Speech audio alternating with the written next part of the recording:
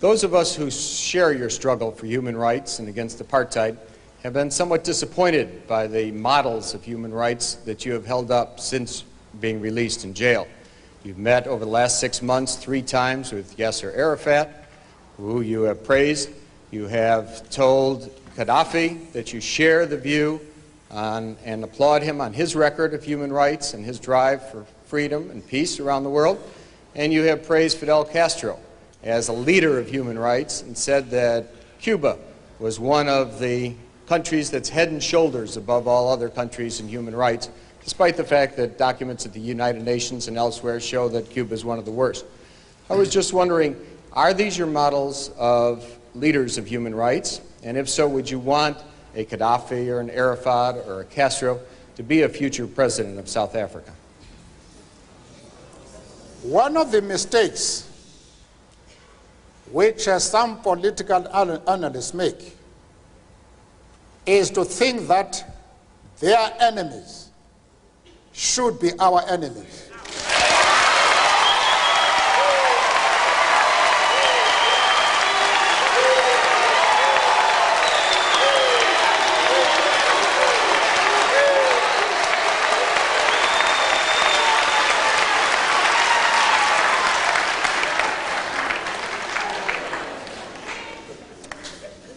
That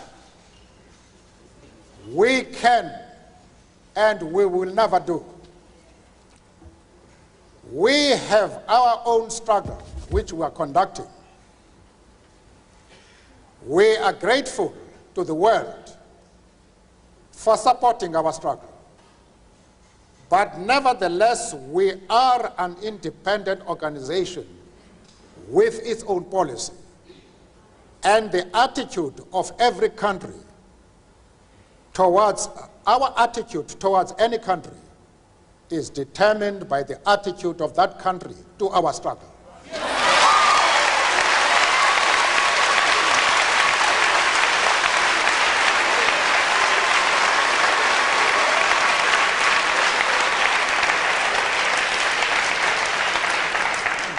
Yasser Arafat, Colonel Gaddafi,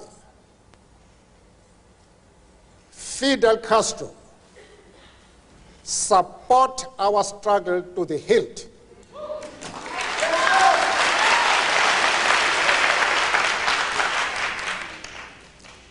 There is no reason whatsoever why we should have any hesitation about hailing their commitment to human rights as they are being demanded in South Africa. Our attitude is based solely on the fact that they fully support the anti-apartheid struggle. They do not support it only in rhetoric. They are placing resources at our disposal for us to win the struggle.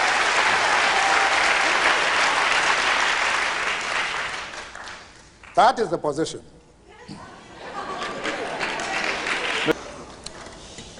Firstly, we are a liberation movement which is fully involved in a struggle to emancipate our people from one of the worst racial tyrannies the world has seen. We have no time to be looking into the internal affairs of other countries.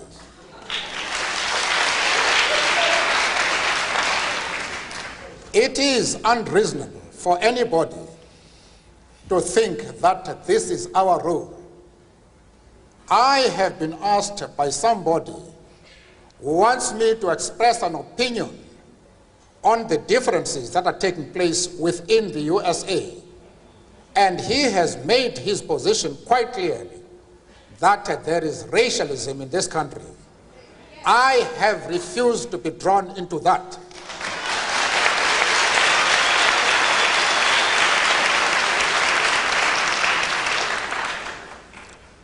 Why should Mr. Sigmund accept my refusal to be withdrawn into the internal affairs of the United States?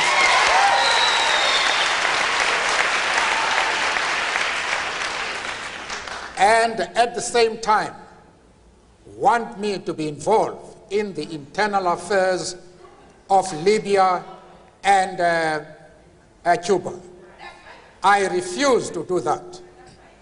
As far as Yasser Arafat is concerned, I explained to Mr. Sigmund that we identify with the PLO because just like ourselves, they are fighting for the right of self-determination.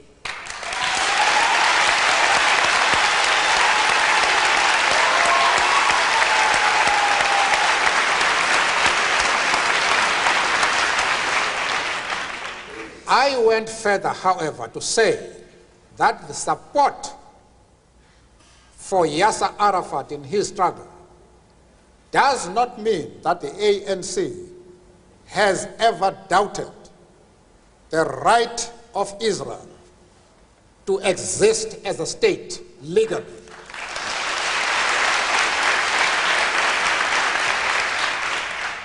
We have stood quite openly and firmly for the right of that state to exist within secured borders. But of course, as I said to Mr. Sigmund in Geneva and others, that we carefully define what we mean by secure borders. We do not mean that Israel has the right to retain the territories they conquered from the Arab world, like the Gaza Strip, the Golan Heights, and the West Bank. We don't agree with that. Those territories should be returned to the Arab people.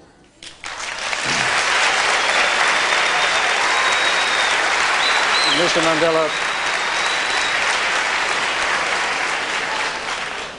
I also explained to Mr. Sigmund and company that in our organization, we have Jews.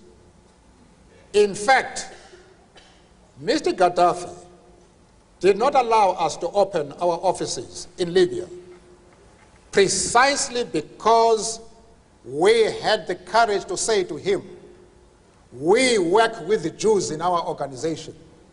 And he didn't allow us to open an office until February this year, when he had to accept us as we are.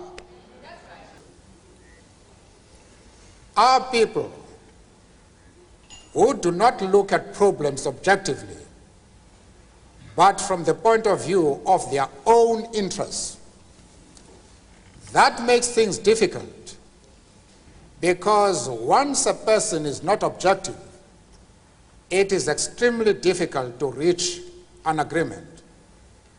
One of the best examples of this is to think that because Arafat is conducting a struggle against the state of Israel, that we must therefore condemn him.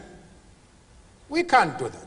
It is just not possible for any organization or individual of integrity to do anything of the sort. I don't. I am saying that it would be a grave mistake for us to consider our attitude towards Yasser Arafat on the basis of the interests of the Jewish community. We sympathize with the struggles of the Jewish people and their persecution right down the years. In fact, we have been very much influenced by the lack of racialism amongst the Jewish communities. In our own country, in the political trials that have taken place, when few lawyers were prepared to defend us, it has been the Jewish lawyers who have come forward to defend us. I